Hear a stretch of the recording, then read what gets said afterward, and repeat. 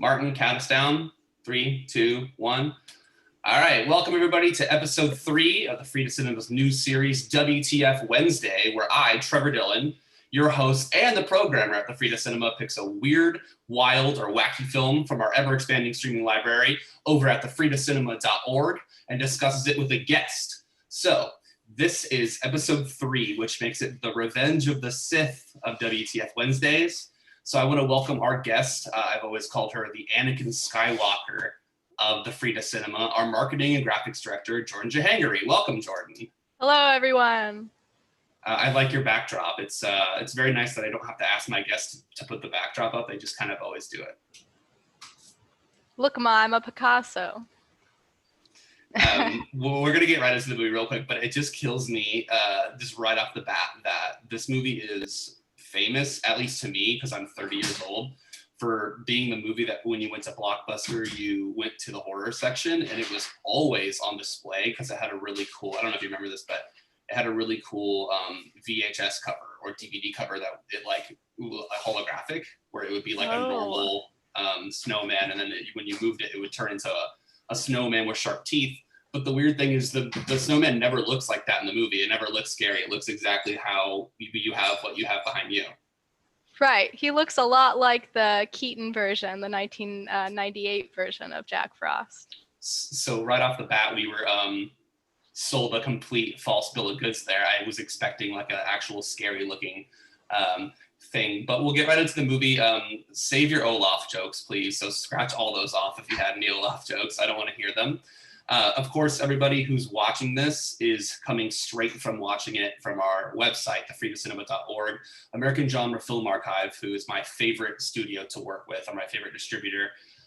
They do amazing restorations of B movies, Z movies, cult favorites. And first of all, like, how did you feel the movie looked, Jordan? I mean, I thought it looked really good. It was clear and crisp. But I mean, I remember seeing this movie at Blockbuster as well, because it would frighten me as a child. Mm-hmm. And I don't know what it looked like before, but I'm assuming it looked pretty bad. So I thought it was very impressive. Were you expecting it to be, if you look on Wikipedia, it's described as a comedy horror film. I didn't know it was going to be so self-aware. I thought it was interestingly, like, not super funny. Necessarily. I think like the choices that were made were really funny. But I think when you actually watch some of these things get executed, you feel uncomfortable. But maybe that's a horror thing. Yeah, I don't know. I wasn't expecting it to be so. It did feel like, oh, this looks like they knew, like, oh, this looks bad, or I don't know. Maybe I don't know. So I'm sorry, I haven't introduced the film really, but like I mentioned, American Genre Film Archive has restored. I was mentioning last night that they restore their quote unquote trash movies as if they're like The Godfather. So like one person's garbage is another person's Godfather over AGFA, and I really, really appreciate that. This is the straight-to-video Jack Frost, not the Michael Keaton Jack Frost that was released 1 year later that Jordan mentioned. It has a whopping 7% on Rotten Tomatoes and 2.4 on Letterboxd. If anybody uses Letterboxd, 2.4 out of 5 is very, very low on Letterboxd. Typically, 3.5 to 4 is good. Anything below 3.5 is like okay, and anything below 3 is pretty bad. Anything above 4 is amazing. So I like to start the show off by reading a couple of reviews from Letterboxd. Is that okay? Yeah, go for it. Okay. Parker on Letterboxd says, Jack Frost moves more on the DVD cover than he does on the movie. I don't know. I think that's probably pretty true. It is true. Again, where we've been sold a false bill of goods. Jason the Feature Creature, not the Creature Feature, Jason the Feature Creature says, this was an absolute blast. I'm not sure why everyone seems to hate on this movie. You get exactly what you're signing up for. Murder and mayhem. The kills could be gruesome and the jokes hammy, but who doesn't love a little Christmas ham? That's true. Yeah, I mean, he kind of hits the nail on the head. Like, if you're watching this movie, you should know basically what you're getting into. You can't really hate on that. I will say I was expecting a couple more puns than what we got. Yeah, I was noticing a lot of people were like, oh, it's so punny. And I was watching it and I'm like, is it like the name of the town is like Snowmonton? Like, that's not a pun. Yeah, Snowmonton. It's just a little play on words. Yeah, it's not quite fun. Last review is from Dreamscape 40, and Dreamscape 40 says, Jack Frost is no Chucky, which I agree with, and I didn't really realize that the plots were going to be the exact same. Are you familiar with the Child's Play franchise? I am familiar with it. I don't think I've seen it in a while. So at beginning of the first movie, the way that Chucky is created is that there's a robber or a criminal who steals something and then goes into a toy store and then is shot in the toy store. And while he's dying, he puts his consciousness into a Child's Play doll using some magic. And this was sort of similar, except for the guy was heading to death row, crashed, then there was chemicals on him that then made him explode and fuse with the snow. Right. Overall, Jordan, what were your thoughts on the movie? We'll kind of get into the plot right now for people who have obviously already watched it and are watching this now. What did you think of the opening stuff with the tree and the way the credits were and the little girl voice? Oh, that, I mean, the little girl voice, I think, is probably going to bother everyone watching. It was a little crazy. The British accent caught me off guard as well. I don't know if the director is British, but I know no one in the rest of the film was British. So. That opening scene really, because I really liked the way it looked because it was all practical and the camera was just moving around to different decorations that had like directed by. So we've seen stuff like that before, but the thing that bothered me about the little girl voice was that it was very clearly like an adult woman who was just doing a little girl's voice, and that really disturbed me. Genuinely, maybe the most disturbing thing. When I heard that right up top, I was like, oh no, is this movie gonna make me feel like sick the whole time? Like I couldn't handle it. But they didn't go back to that framing device at the end of the movie. They didn't go back to that tree, which I was expecting them to go back and be like, and so that's the story. But they didn't do that. The movie just kind of ends with that last shot. Yeah, I don't know. I was expecting another British voice at some point in the film. I don't think we got one. I think maybe the father, the holy man, was of, I don't know. I mean, it's Snowminton. I don't know where rural town in the Midwest, Yeah, honestly, it felt like almost Canadian to me, like Edmonton, Snowminton. But anyways, just a question that I wrote down: who was a better director? The director of this film, Michael Cooney, or the director of the new film? Oh my God, I don't even know what it's called. That new sci-fi movie so Michael Cooney or George Clooney? George Clooney. Yeah, George Clooney, I guess. You really? George Clooney's a better director than Michael Cooney? I mean, man, those names sound so familiar. Maybe I'm mixing them up. Michael Cooney, I don't know if he made anything other than Jack Frost, but George Clooney has made a good amount of bad movies in a row. So I'm going to have to give it to Michael Cooney. Cooney directed Jack Frost too, as well. Did he? Oh, yeah, that's right. I saw that there was a sequel because this movie bombed and it went straight to DVD and it bombed, but over time it made some money, which tends to happen. And it's so weird to me that it got a sequel. I had never heard of the sequel though. Okay, so I have one thought throughout this entire movie that just kind of like is the big thing, and it's funny because it says on Wikipedia as well. This film marks the film debut of Shannon Elizabeth. That's the only thing I really noticed throughout it. I was like, hey, Shannon Elizabeth, you're a little young for this, but in the early 2000s, we had this film series called the American Pie film series. Uh-huh. And Shannon Elizabeth was high billed in those, and so she was the only person I recognized throughout it. And that was basically, of course, she has like a horrifying scene in the bathtub, which we don't have to talk about. That's yeah. Mm-hmm. I didn't recognize any of the actors, so I guess I'm not familiar with American Pie, I guess. But I did notice in the credits that Doug Jones, who's an actor who plays a lot of like, full-on bodysuit horror characters, like in The Shape of Water. I noticed he was in the film at some point. And he played a character named Dave. Do you remember when Dave was on screen? No, I don't know any of the characters by name, but I thought you were gonna say that he played Snowman.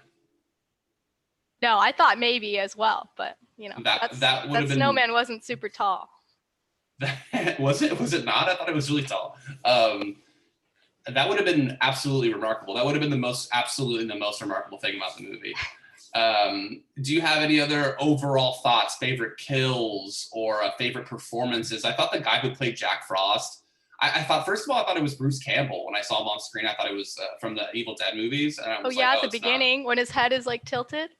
I was like, Yeah. oh wow, like I might have something to grab onto. I just the movie the whole time just felt like I'm out in the middle of the sea with nothing to grab onto, no buoy or anything. I'm just drowning this entire movie. Did you have any favorite kills in the film or anything? I mean, are you generally like a horror comedy person? Because I'm not really. I guess I wouldn't consider myself that, but I had a good time with this movie. And I was hoping you'd ask me what my favorite kills were. Mm-hmm. So I just want to say right off the bat that Billy getting decapitated as the first kill you see happen, Mm-hmm. that was pretty nuts. That caught me off guard for sure, and I had to go back and watch it a couple more times. That was the one. When you watch that, like, I don't understand what Jack did to create that situation. Yeah, they called that bad directing. There's that was the one with the was it the one with the sled? Yeah. So we had just played Black Christmas and Silent Night, Deadly Night at the drive-in, literally last week, and there's a really really good sled decapitation scene in that, but it's just a kid coming down a hill on a sled, and then the Santa guy jumps out of the bushes with an axe and just cuts his head off on the sled. So we actually know what happens in that sequence. Right. Any other favorite kills? My other favorite kill, or I guess, yeah, it hurt me inside, was the Christmas tree ornament kill. Yeah. Yeah. Feel bad for Billy's mom. Billy's family really got it bad in this movie. Yeah, it's so like indiscriminately like kind of a mean movie. You know what I mean? Like I think that was my big turnoff with it. And anybody who's watched the movie is watching this now. So they've already watched the movie, so we can be honest about how we feel about it. It's not like we're trying to sell this movie.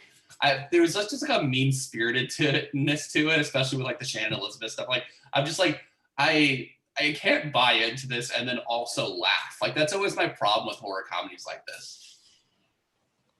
Felt a little bad, but you know, that's why I thought the puns were gonna pick it back up, but we didn't get very many. Yeah.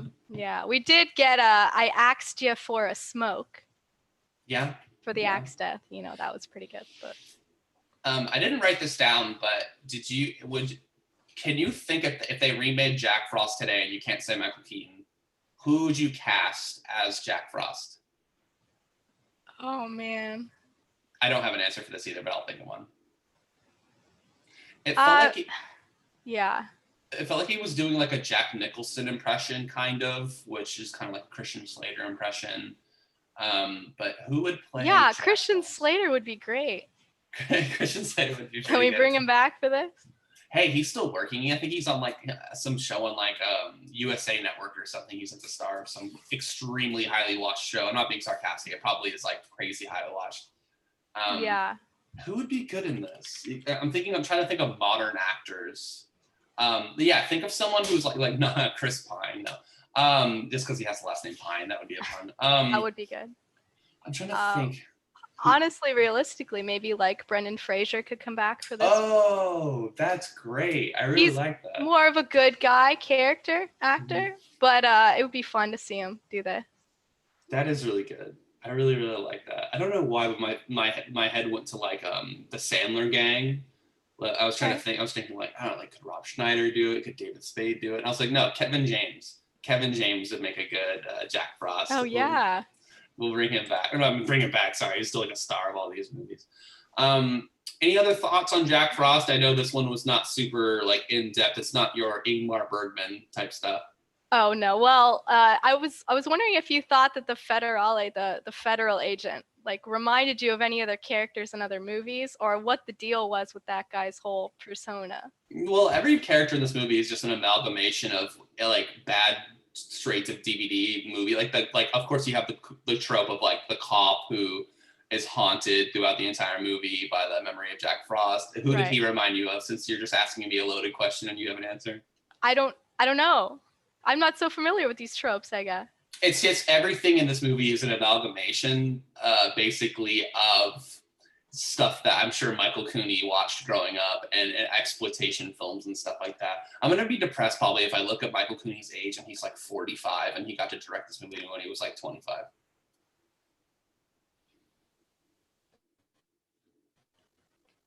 Well, good for him if that's the case. Yeah, sorry, I lagged out there for a second.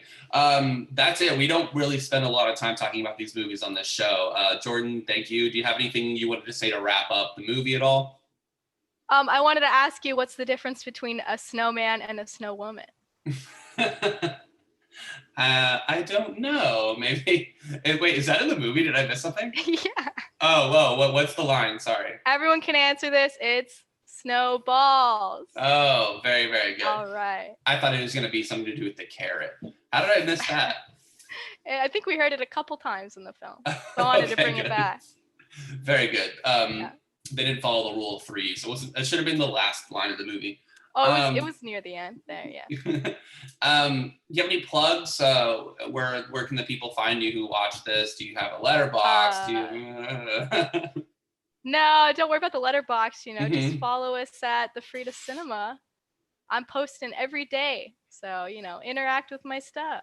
Yeah, Jordan has the keys to all the social media. She posts everything and also does all the graphics for everything. So if you like all that, I noticed that yesterday somebody was in our mentions on Instagram saying that the movie selections are inconsistent and that at the theater we only played little indie movies, but now at the drive-ins we seem to play big budget movies. And I liked that person's comment. And then Jordan went on the Frida's account and also liked that person's comment. And so there was like no satisfaction whatsoever from us, no response other than we just liked the comment, which I thought was very funny. We know how to communicate with our... Yeah, we love our haters. So I'm at Trevor Dillon on social media. Please follow at the Frida Cinema, like Jordan mentioned. You can follow me on Letterboxd. I actually have a ongoing list of the movies that we cover here on WTF Wednesdays. I am at Captain Dills on that because Trevor Dills was taken as the only social media platform my name isn't Trevor Dills on. So follow me, follow the Frida Cinema, keep watching this show, keep streaming our movies. If you've made it this far into the show, I was going to call it a podcast, but it's a YouTube show. Without knowing what we're talking about in terms of streaming, I just did the numbers. We've streamed 161 movies in 2020. We're going to be doing it well into 2021. So you can find all those movies to stream at thefridacinema.org. Jordan, aka the Anakin Skywalker of the Frida Cinema, thank you. I appreciate you coming on the show. Thanks. Talk to you later. All right, everybody. Bye-bye. Bye. Okay.